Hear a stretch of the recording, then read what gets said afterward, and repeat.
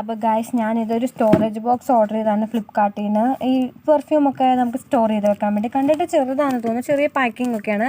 നമുക്കിതൊന്ന് ഓപ്പൺ ചെയ്ത് നോക്കാം.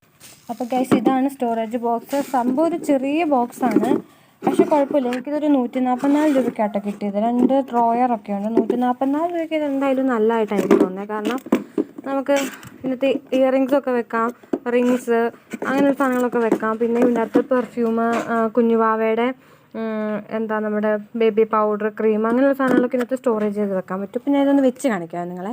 അപ്പോൾ ഗൈസ് ഞാൻ ഇങ്ങനെയാണ് സ്റ്റോർ ചെയ്ത് വെച്ചിരിക്കുന്നത്. ഇവിടെ അലമാരിക്കകത്ത് സെറ്റ് ചെയ്ത് വെച്ചേക്കുന്നത്. കുഴപ്പമൊന്നുമില്ല, നല്ല പ്രൊഡക്റ്റാണ്. എല്ലാം ഒന്നും ഉൾക്കൊള്ളാൻ പറ്റിയിട്ടില്ല.